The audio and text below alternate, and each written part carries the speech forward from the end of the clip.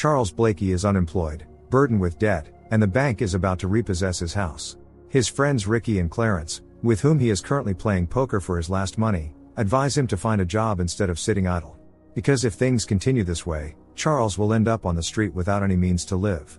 The next morning there's a knock on the door. Standing on the porch is a white man who says he likes Charles's basement. It has a high ceiling where a person can stand at full height, electricity and plumbing. The man introduces himself as Aniston Bennett, a businessman interested in renting Charles's basement for several months.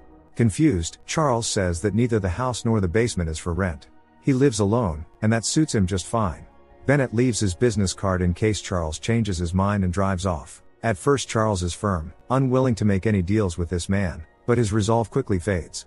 There is no food left in the house, he doesn't even have enough money for bread. His only option is to get a job, but the construction site won't hire him because of his reputation. The man approaches Lainey, a bank employee, and tells her there was no job for him at the construction site. But the woman doesn't want to hear any more. Since Charles's mother died, everyone has tried to help him, but he has long crossed the line. A buyer has already been found for his house. Out of despair, he calls his relatives asking for a loan, but even his own aunt refuses him. Moreover, everyone is disappointed in Charles because it is his fault that their family home may be lost. Everyone has turned away from Charles. This finally pushes him to call Aniston Bennett's office, but he reaches the voicemail and leaves a message. Later, he sees his neighbor Irene digging in his yard.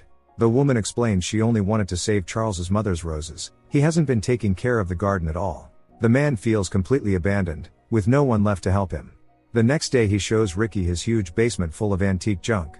For 10%, Ricky offers to help sell it. He knows a person who deals in antique resales. Soon Narcisse Galley arrives to look at the items and assess their value. She suggests to Charles that they go out for coffee together once they're finished. He agrees uncertainly and walks into the other room, where Ricky is on the phone. Blakey asks him for money. If Narcisse realizes he's broke, she'll offer a low price. For an additional 10%, Ricky lends him some cash. Narcisse finds ritual masks clearly brought from West Africa. They are a great rarity. Charles had no idea where or how his distant ancestors lived long before they came to the United States. All these things could sell for a good amount of money. Ricky is thrilled at the thought of his share. But suddenly both he and Narcisse notice that Charles seems uneasy. The woman suggests postponing their coffee until next week, when she'll have more time. Soon she'll come back with a camera, make an inventory and place advertisements in the papers. Ricky casually reminds him that his mother doesn't let him bring anyone home, so tonight he'll bring his girlfriend to Charles's place instead. Something unsettles Charles in this house, but he can't explain what exactly. Mr. Bennett calls back. He's ready to pay $1,000 a day for 65 days, cash only. By the 1st of November, Bennett's belongings will arrive, and later the man himself will come. Charles will have to meet him at the airport. He can't believe someone is offering $65,000 just to rent his basement. Bennett assures him that everything is legal. His only request is to keep their arrangement secret. Ricky and his girlfriend Bethany arrive. Charles goes upstairs so as not to disturb them. He can't stop thinking about those ritual masks. How had he never noticed them before? When Ricky falls asleep, Bethany comes to Charles and tells him she's been thinking about him lately. Back when she was a teenager, she used to walk past this house all the time, hoping he'd notice her. Bethany is surprised that Charles has never moved out of this place. He confides that after his mother's death, his life seemed to stop. He feels as if he's been stuck ever since. Soon Bennett's belongings are delivered to the basement, along with part of the agreed payment.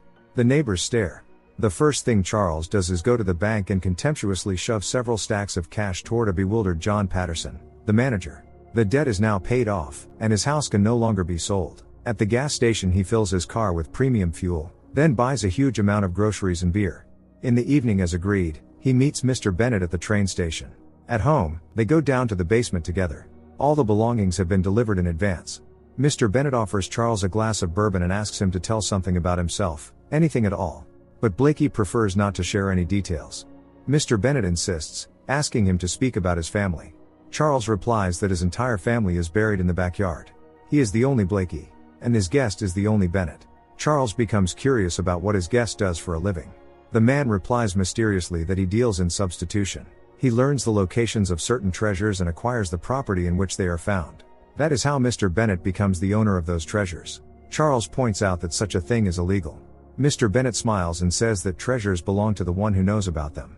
Before Charles can ask anything else, Mr. Bennett hands him another portion of the total payment, along with a bottle of bourbon, as a gift. The next morning as the guest requested, Charles brews coffee for him.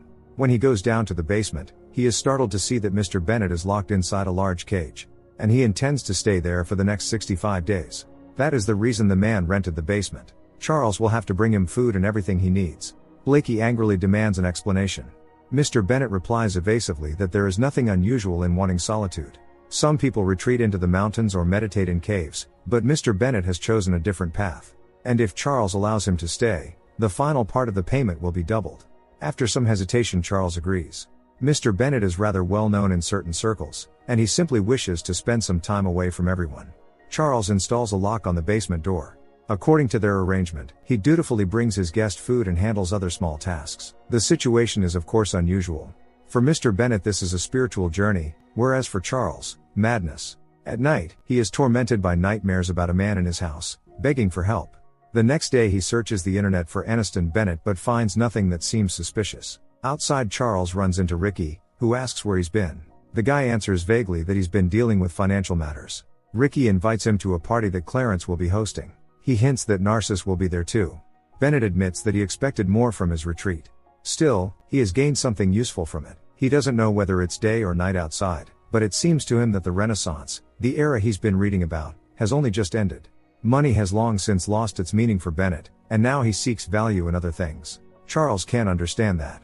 Then suddenly remembering something, he shows his guest the ritual masks and asks about them. Bennet has traveled the world, including Africa, so he should know what they are. He asks Charles to hand him a knife and gently scrapes away a bit of the surface layer. And then Bennet waits for gratitude. Soon Charles stops by Narcissus's antique shop to share his concern about the masks. They seem to be surrounded by a sinister aura. But that isn't the only reason he came. It appears the masks are made of solid gold on the inside, which means they could be worth a fortune. Charles proposes a partnership to Narcissus. They could travel to different cities together and sell all these things to wealthy collectors. But the woman rejects his offer. She doesn't think it's right to sell off your ancestors' heritage so ruthlessly. Narcissus only does this because Charles hired her. He goes to a bar, orders whiskey, and meets an attractive woman. Charles pretends to be a businessman, which quickly draws her attention. They end up alone together in his car in the parking lot.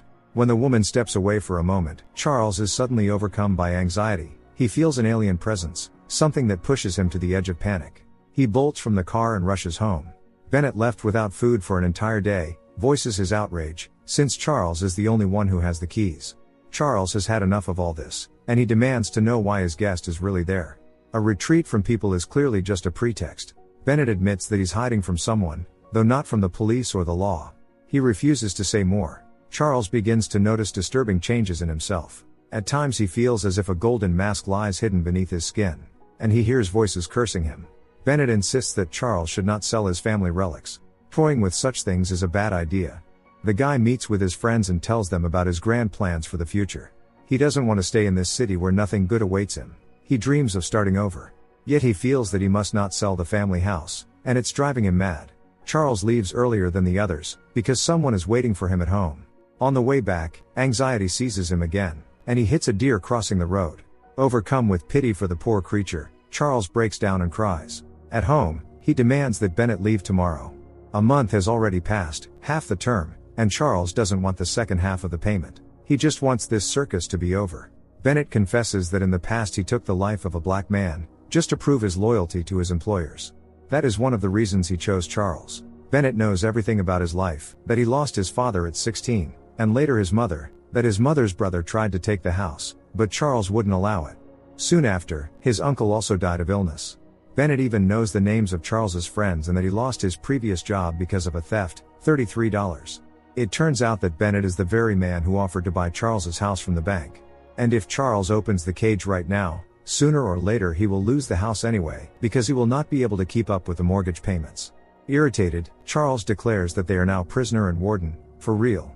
Then switching off the light in the basement, he leaves, overwhelmed by emotion at his own reckless act. Later, Charles returns and explains the new rules of the game. From now on, light, water, food, books and everything else will be a privilege. Blakey will ask questions, and if he doesn't receive answers, Bennet will receive nothing either.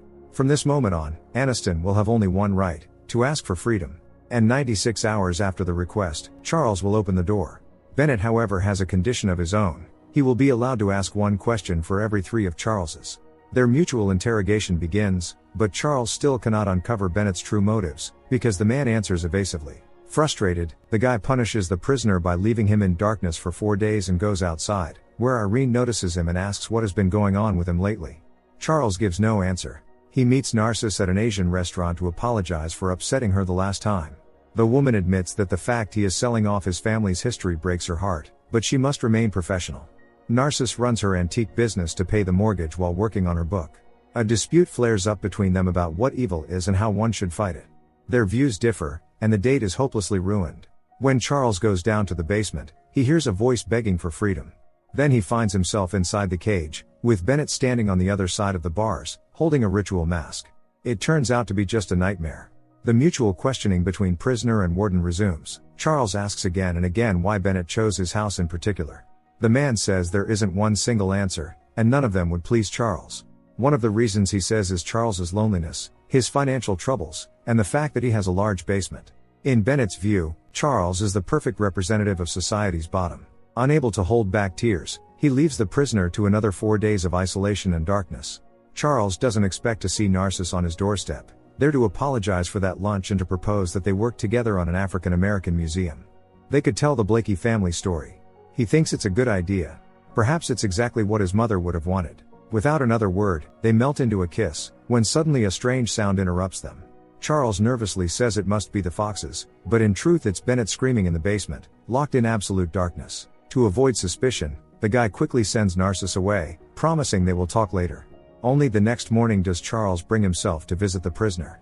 Bennett confesses to all the terrible deeds he has committed throughout his life. Charles cannot bear to listen, each story is more monstrous than the last. He demands that Bennett leave at once, but the man cannot leave the cage. The only thing Bennett asks for is not to be left in the dark again, but Charles grants him no such luxury and walks away. At the party at Clarence's house, Ricky and Bethany announce their engagement. Blakey congratulates them, but his mind is elsewhere. His thoughts grow cloudy, he thinks he sees a dog in front of him. Charles bolts, rushing home. But even there, he doesn't feel safe, sensing a foreign presence around him. Suddenly Charles realizes the television is on. The screen flashes with ominous footage from the lives of African tribes. The guy sees the dog again, it lunges at him. He runs upstairs, and terrified hides under the bed. A man enters the room, calling Charles by name and laughing, saying what a freak he is. Seizing the moment the guy flees, away from the house through the forest. He tumbles off a cliff into the water, and when he surfaces, he sees a woman standing on the shore. The next morning Charles rings his neighbor's doorbell. When Irene opens, he hands her one of his mother's signature pies. The woman kindly invites him inside. Irene's sister, Chastity, is gravely ill and requires constant care. No one has visited her in 3 years, until Charles. This makes him recall how his uncle had died of illness, in this very house which has now become a trap for him. As he descends into the basement, he smells something foul. Inside Bennett's cage, everything is overturned. Suddenly the man grabs him through the bars, demanding the keys. Charles fights back and makes it clear that Bennett is not going anywhere until he reveals who he really is. Bennett only says that his mother died giving birth to him, and he never knew his father. He gave himself his own name. Beyond that, he's not in the mood to play today. Charles softens and restores Bennett's privileges, the bare minimum of comfort. And Blakey admits that he too carries a heavy sin. He let his uncle die. He had to care for a man he hated. At some point he simply left him alone in the room and stopped answering his calls. The dreadful feeling that someone is watching him continues to haunt Charles. One day he finds Bennett dead inside the cage, with a farewell note beside the body, saying there are answers he must take with him. Under cover of night, Charles buries Bennett in the family cemetery. Soon after, Chastity dies as well. Some time later Ricky and Bethany marry. Among other things, Bennett has left several letters addressed to his business partners, wives and children, the few people who may have truly cared about him. But instead of sending the letters, Charles burns them. As he had planned, he opens an African American museum in his house. At night, he hides from everyone in the basement, inside the cage. Don't forget to subscribe to our channel not to miss more exciting new products. Also, the authors will be pleased if you leave your opinion in the comments.